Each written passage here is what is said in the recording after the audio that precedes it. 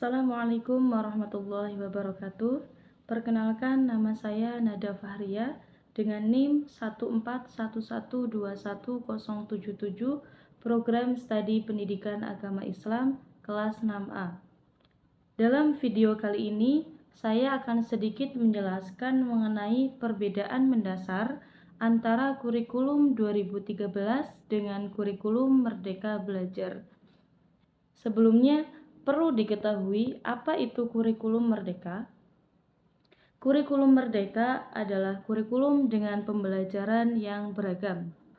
Kurikulum merdeka lebih berfokus pada konten-konten yang esensial, yang utama, atau yang penting agar peserta didik memiliki cukup waktu untuk mendalami konsep dan menguatkan kompetensi.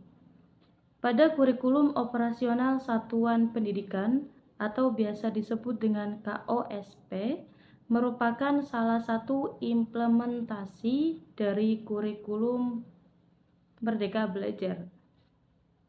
Kurikulum operasional satuan pendidikan juga merupakan penyempurnaan dari kurikulum tingkat satuan pendidikan yang biasa disebut dengan KTSP.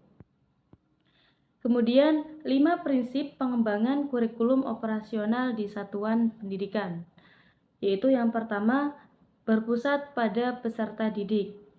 Jadi, guru di sini hanyalah sebagai fasilitator, sama seperti kurikulum 2013, hanya saja dalam kurikulum ini penekanannya lebih berpusat pada peserta didik dan dikuatkan oleh profil pelajar Pancasila yang selalu menjadi rujukan pada semua tahapan dalam penyusunan kurikulum operasional sekolah.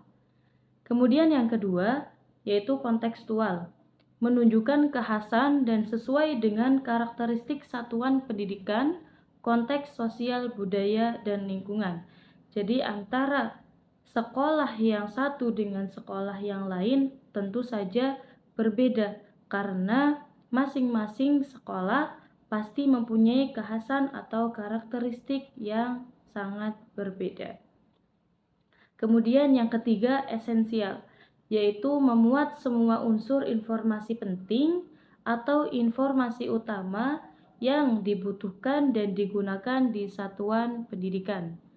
Kemudian akuntabel, yaitu dapat dipertanggungjawabkan karena berbasis data dan aktual. Dan yang terakhir, melibatkan berbagai pemangku kepentingan. Itulah 5 prinsip kurikulum Merdeka Belajar. Pada intinya, KOSP atau kurikulum Merdeka Belajar ini yaitu mempunyai sifat fleksibel atau menyesuaikan. Seperti itu. Kemudian perbedaan istilah pada kurikulum 2013 dan kurikulum Merdeka Belajar. Yang pertama, pada kurikulum 2013 ada yang namanya kompetensi inti dan kompetensi dasar. Dalam kompetensi inti dan kompetensi dasar ini mempunyai 4 aspek penilaian, yaitu spiritual, sosial, pengetahuan, dan keterampilan. Tetapi dalam kurikulum Merdeka tidak ada lagi yang namanya kompetensi inti dan kompetensi dasar, karena kompetensi ini sudah dikelompokkan yang menjadi namanya capaian pembelajaran. Pada capaian pembelajaran tidak ada lagi pemisah pada 4 aspek penilaian tersebut. Kemudian istilah lain dalam kurikulum 2013 yaitu ada namanya silabus. Silabus adalah rencana pembelajaran yang mencakup kompetensi inti dan kompetensi dasar, materi pembelajaran, kegiatan pembelajaran, penilaian, alokasi waktu, dan sumber belajar. Tetapi dalam kurikulum Merdeka tidak ada lagi yang namanya silabus, akan asing lagi dengan yang namanya silabus. Adanya yaitu alur tujuan pembelajaran atau disingkat dengan ATP.